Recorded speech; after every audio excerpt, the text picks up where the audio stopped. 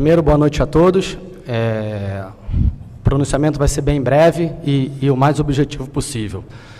O motivo da gente estar aqui hoje é que ontem nós assistimos com muita indignação a nossa seleção brasileira ser prejudicada por um pênalti claríssimo em cima do Vinícius Júnior. E simplesmente o VAR não chamou. Eu venho aqui hoje novamente para poder, em cima de uma vitória, de uma grande vitória da nossa equipe, contra um grande adversário, entender novamente o critério do VAR.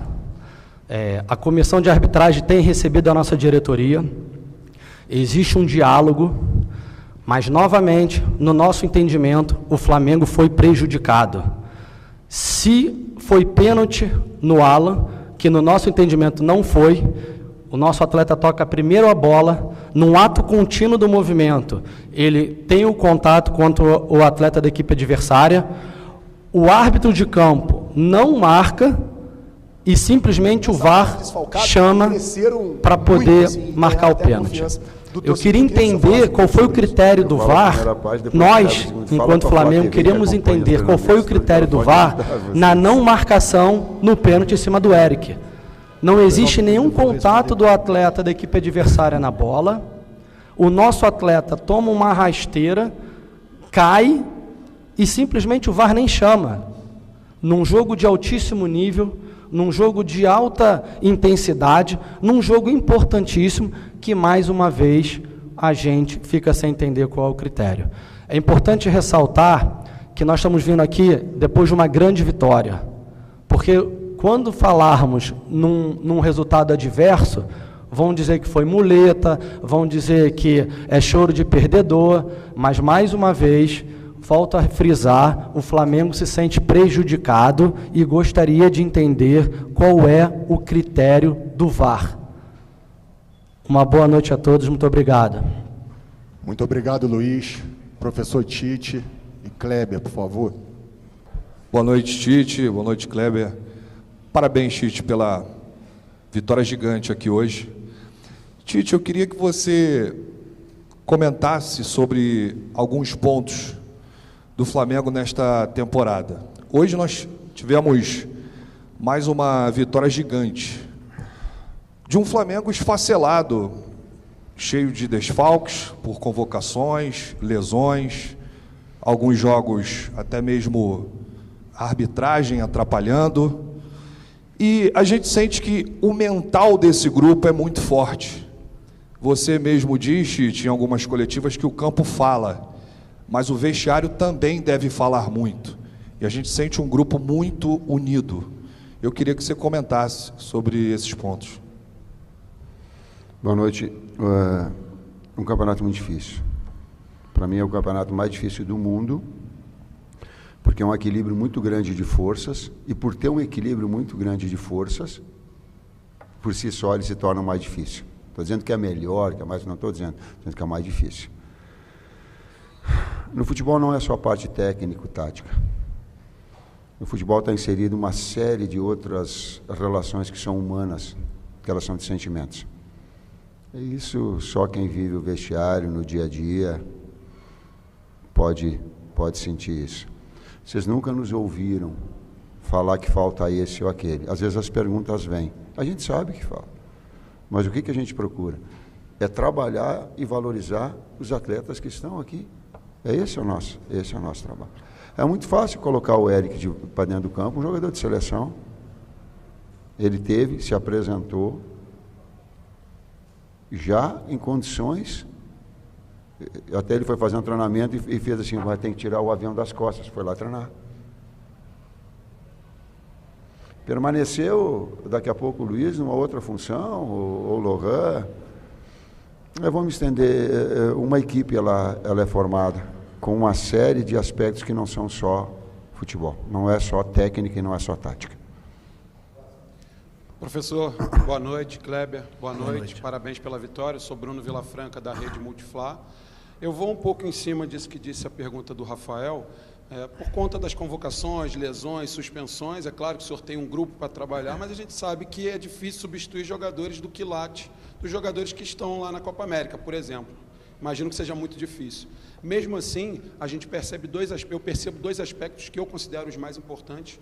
Eu percebo que, independente das ausências, um time que se conecta o tempo todo dentro do campo, e aí fica fácil o individual de cada um sobressair em determinados momentos, e isso mesmo, e esse é o segundo ponto, até o final do jogo, independente do resultado. Às vezes com uma vitória, já estava praticamente ali nos minutos finais, 4-1, né? E mesmo assim a gente viu o time lutando até o final. Então eu queria saber, o senhor falou que não é só técnica e tática, e tem muita questão psicológica para o time se manter dessa forma até o final das partidas. Obrigado e parabéns. Me ajuda. Vamos bater de novo no que é a realidade do nosso trabalho. É a força do grupo, é o trabalho do dia a dia. O primeiro começa já amanhã, a gente já volta ao CTE, recuperação pós-jogo, é trabalhar em cima da estratégia, já analisando o próximo adversário. É saber e entender, e eles entenderam isso, né, os nossos conceitos, as nossas ideias de jogo e o nosso pensamento, que o jogo hoje não tem mais 90 minutos. O jogo tem 100 minutos. E é uma média de gols sendo feito nos finais dos tempos muito alta. Então a gente tem que trabalhar até o final. E quando tu consegue conectar todos e ser a real, a força do grupo real mesmo, não só da boca para fora no dia a dia, com jogadores importantes ou mais experientes ou menos experientes, fazendo 2, 3 funções numa partida para outra ou dentro do mesmo jogo, os resultados vão acontecendo e isso vai fortalecendo o grupo. Então é uma metodologia de trabalho, são conceitos e é uma forma de gestão. Eu demorei um pouquinho para falar. Eu tomei 3º cartão amarelo, presidente, e eu errei. Porque eu reclamei, e às vezes de forma assintosa, e eu consenti. Agora, eu não quero nada profissionalmente, eu não quero ganhar com vantagem, não quero. Quem me conhece sabe, mas eu não quero que tire o meu queijo. Eu não quero aquilo que é o fruto do meu trabalho. O lance no Eric, vou dar o nome de novo, se chama... Como? Rodrigo Alonso, que é o cara do VAR, e que dá o pênalti que o Alan toca na bola e na sequência dá, e não dá o pênalti em que o cara toca direto no pé do Pulgar, eu não consigo entender. Juro que eu não consigo. Qual é que é esse critério? Por que um sim e por que o outro não? Então eu vou me permitir publicamente falar o que não é, mas me dou o direito, porque quando eu reclamo na beira do campo eu sou punido. Então, por favor, só usem o mesmo critério, gente. Se é um, é o outro. Se não é, não dá. Professor, boa noite. Aqui atrás. Hoje eu queria falar com o senhor sobre superação. O senhor perdeu ali 2 jogadores importantíssimos do seu meio-campo, perdeu 2 laterais, jogadores de seleção, perdeu o Pulgar também, que é um jogador muito importante. E desde que começou a Copa América, o Flamengo começou a jogar com esses desfalques. O Flamengo se supera contra o Atlético Paranaense, empata o jogo no último segundo, depois contra o Bahia, contra o Grêmio e vai vencendo. Dos 18 pontos, né, que o Flamengo disputou até agora desfalcado, o Flamengo já fez 13, perdeu 5, 2 no empate e 1 na derrota na semana passada. Queria que o senhor falasse como é que tem sido o dia a dia com os jogadores nessa questão de superação. A gente vê que o Gerson cresceu muito, o Wesley cresceu muito também na lateral esquerda, o Davi Luiz cresceu muito, muitos jogadores nessa fase desfalcado cresceram muito, assim, e ganharam até a confiança do torcedor. Queria que o senhor falasse um pouco sobre isso. Eu falo a primeira parte, depois o Kleber a segunda. Fala com a Flá TV que acompanha os treinamentos todos, que ela pode ajudar vocês. Só eu vou responder porque é o trabalho, não tem outra palavra, gente, é o trabalho do dia a dia, é o detalhe individual de cada atleta, é o detalhe de cada setor, né? O setor que vem mudado muitas vezes, setor de defesa, setor de meio campo, setor de ataque, é o trabalho coletivo da equipe, mesmo com pouco tempo que às vezes a gente tem, né? 1 ou 2 treinos, a gente usa muito o vídeo, a gente usa muito o contato direto com os atletas para que eles entendam esses processos. E a gente tem conseguido, né? E por isso que eu digo, vender isso a eles e eles comprarem essa ideia. E as vitórias vão acontecendo e isso fica mais fácil de tu trabalhar nesse sentido. Estava engatilhado hoje, se não ganha ou se perde, porque poupou o Pedro. Estava escancarado. Ninguém poupou o Pedro, gente. O Pedro sentiu a perna ontem à tarde. Ele correu o risco de não vir, aí se predispôs a vir para cá. Eu sei que a imprensa ela é também de Minas, mas eu tenho que falar para o pessoal, para a torcida, direcionar para a torcida do Flamengo. Ninguém poupou ele, eu não sou maluco, eu não sou... Cara, todos os indícios estavam, eu externei isso para toda a direção, o presidente, ele estava sentindo, era um risco temerário de iniciar com ele para estourar o cara. Ele ia estourar. E aí tu tem que gerir isso com um certo tempo. Então, a gente procura nesse bastidor ter esse bom senso em relação a tudo isso. E eu vou aproveitar para valorizar o Carlinhos, né? O Carlinhos não joga um jogo inteiro desde o Campeonato Carioca. Teve uma lesão recentemente, recuperou e vem treinando muito bem. Então mereceu a oportunidade e aproveitou e foi premiado com um gol, né? A gente fica muito feliz por ele, os atletas todos, todo o grupo ficou muito feliz por ele. Boa noite, Tite. Boa noite, Kleber. Parabéns pela vitória, o resultado, belíssimo resultado aqui. É um jogo emblemático, é o primeiro confronto entre Flamengo e Atlético nesse estádio. Na minha opinião, não sei dos amigos, é a maior rivalidade interestadual, para mim, Flamengo e Atlético. Então, um jogo com uma rivalidade bem aflorada. E no início do jogo, Tite, a gente deu para olhar taticamente você colocando o Gerson pelo lado direito, o Luiz Araújo, se eu estiver equivocado, um pouco mais por dentro, encostando um pouco mais no Carlinhos. E em alguns momentos você meio que foi alterando, muitas alterações e variações. E isso foi dificultando um pouco o Atlético. Ficou confuso, o Flamengo abriu o placar. Em determinados momentos, o Gerson era o meia, o Luiz caía pelo lado direito. Essa variação tática é um dos fatores com que fez o Flamengo hoje ser letal taticamente em relação ao Atlético, que pouco criou. Quando realmente teve algumas oportunidades, o Rossi foi muito bem, mas principalmente essa variação, Gerson e Luiz Araújo, que deu para perceber nitidamente, né, que trocavam de posições e confundiam um pouco que tinha o Scarpa atuando como lateral. Eu queria que você falasse um pouco sobre isso, porque as principais jogadas do Flamengo foram naquele setor. Está perfeita a tua observação, era uma flutuação para gerar um desequilíbrio de marcação da equipe adversária. O Gerson tem essa capacidade, o Luiz por dentro ele tem ataca espaço. No último jogo ele treinou, ele fez um grande jogo. Então ela tinha sim essa variação, por vezes na flutuação. E aí a pergunta é tática, a resposta é tática, vindo de fora para dentro do Gerson para gerar superioridade no meio-campo. Com ele, abre um espaço para numa retomada do adversário a jogar ali, aí vinha a compensação do Luiz. Então, houve sim.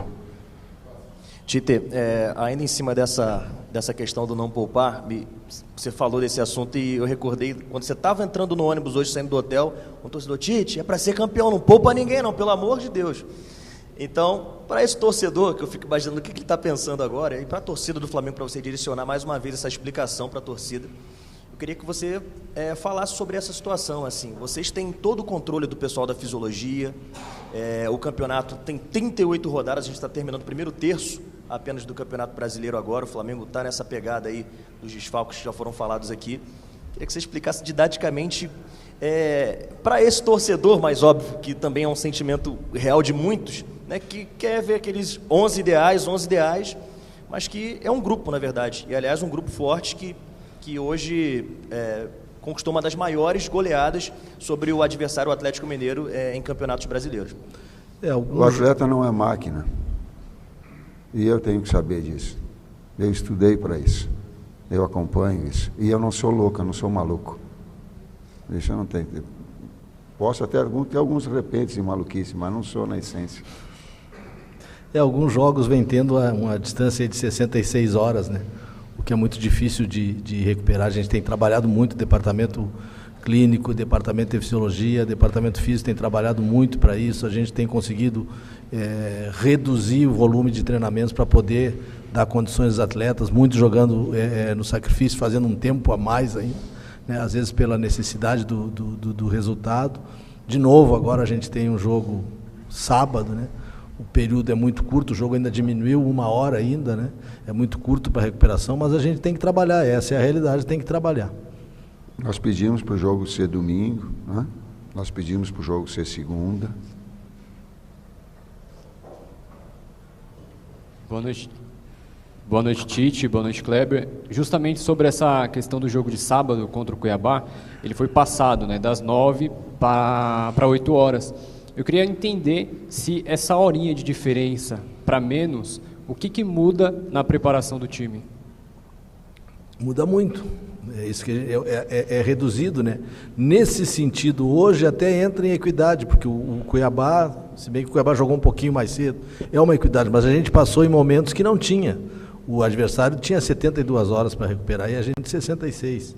Mas não adianta ficar falando, a gente tem que trabalhar, recuperar os atletas, usar de toda a qualidade do nosso departamento, que tem essa qualidade para isso, né? E jogar sábado, 8 horas da noite. E pedir para o torcedor nos auxilie, torcedor. O carinho, passe o carinho para os atletas. Eles merecem. O quanto está se dedicando atrás, o quanto eles estão aplicados com todas as situações, eles merecem. Eles merecem o carinho no jogo que vai ser extremamente difícil. E é normalmente um terceiro jogo com 6 dias. Não somos só nós, são todas as equipes. Naquilo que é um calendário que tem que ser melhorado. Boa noite, Tite. Boa noite, Kleber. Gabriel Alfa, canal Paparazzo Rubro Negro. Parabéns pela vitória. Tite, queria te fazer uma pergunta sobre uma notícia que saiu um pouco antes do jogo. Oi? Fácil. Uma notícia que saiu um pouco antes do jogo. Enfim, estava toda a concentração. Não sei se o senhor chegou a receber essa notícia já, né? Que é do interesse do Flamengo em repatriar o Lucas Paquetá. Queria saber como que você enxerga essa situação, você que treinou ele na seleção brasileira em diversas oportunidades, se você se anima com essa possibilidade de voltar a ter o Lucas Paquetá jogando esse timaço aí que é o Flamengo. Lohan, Gerson, Matheus, Arrasca, tá? É o nosso real aqui. O nosso jogo começou hoje às 10h30 da manhã. 10h30 a gente entrou para o jogo. O externo para nós não. Boa noite, Tite. Boa noite, Kleber. Parabéns pela vitória. Sidão Marinho da Litoral News. Queria fazer 2 rápidas perguntas. A primeira é sobre o lado mental. O Carlinhos, na saída do intervalo, ele citou que perdeu a mãe. Queria saber como vocês conversaram com o jogador para ele voltar marcando gol. E se o Pedro teve participação nisso. A gente sabe da índole do Pedro fora do campo, está na mesma posição, se o Pedro teve participação. E uma segunda em cima do que vocês falaram agora há pouco. Palmeiras teve um jogo alterado de sábado para segunda. Falta isonomia também nessa questão, na visão de vocês. O Tite citou que tentou alterar o jogo para segunda. O Palmeiras alterou o jogo contra o Corinthians. E aí vocês falaram que o Flamengo tentou, mas não conseguiu. Obrigado. Eu só repeti aquilo que o presidente colocou. Certo, presidente Luiz? Que estão presentes. A informação. Quando ela é informação, não é opinião, é informação. Quanto ao Carlinhos, o clube acarinhou ele, né? A direção, a comissão técnica, o grupo de apoio, os atletas acarinharam, trouxeram ele para o trabalho, deram tempo para ele recuperar, ele vinha de uma lesão também, uma perda de uma mãe é uma perda grande, né? E o clube trazendo ele para cima, levantando o astral, ele treinando, e os últimos treinamentos dele foram muito bons e mereceu a oportunidade e mereceu esse prêmio, como eu falei antes. Problemas particulares, superou, lesão, superou. E quando nós jogamos contra Nova Iguaçu, a bola não chegar nele pelo grau de qualidade que ele demonstrou hoje. Tá? Vamos para as 3 últimas. Tite, o Atlético do Milito, né, faz uma saída de 3, faz muito jogo posicional. Foi estudado isso durante a semana? Acredito que sim, óbvio. E até por isso você preencheu mais o meio campo, porque foi alinhado, né? O Alan e o Léo Ortiz. Você que geralmente jogava com um primeiro volante, e aí eu tinha o Dela Cruz, eu tinha o Gerson, trabalhando ali um pouco mais como um segundo volante. Hoje bastante alinhado, e até esse jogo muito forçado e combinado pela direita, né? Nosso amigo até falou aqui sobre o Gerson e também o Luiz Araújo, mas importante ressaltar também o Wesley, que por vezes ele fez o corredor pelo lado direito, o Ayrton Lucas fechou como um terceiro zagueiro pelo lado esquerdo, e foi onde eu acredito que teve total superioridade no primeiro tempo diante do Galo. A observação tática, ela Correto, a leitura foi essa do lado direito nosso, sim. Ela foi, ainda mais a estratégia também do posicionamento. As equipes se estudam, ela sabe. O Fux saía muito bem pelo lado esquerdo, a gente sabia que tinha que tirar a bola do Fux, porque ele tem bom pé, muito bom construtor, independentemente do lado. A gente sabia do Mariano também, que ia ter uma boa saída se fosse. Tu fez a pergunta e deu a resposta. Deu a articulação, sim. E ele também sabia do jeito que nós íamos. Tanto é que ele botou um jogador de velocidade para pegar o BH. Quando ele traz e quando ele modifica o Mariano, ele traz um jogador velocista para ter uma contenção maior. E faz o Scarpa sair. Então, são detalhes que tu trabalha no dia a dia com as equipes, com a própria equipe, e as características tu consegue mexer de um jeito ou de outro. As 3 viraram 2, então, última pergunta. Boa noite, Tite. Boa noite, Kleber. Dina Almeida, do canal Afonso Alberto, BH Esportes. Esquecer todo esse sistema de jogo que teve aqui hoje, toda a vitória, parabéns pela vitória. E a minha pergunta é direcionada a você, Tite. Você, em várias coletivas que eu acompanho você, sou uma fã aqui de Minas, você fala que você tem uma dívida com o Atlético. Eu queria que você falasse, existe ainda essa dívida com o Atlético? Vocês têm bastante sensibilidade e o lado feminino tem bastante sensibilidade.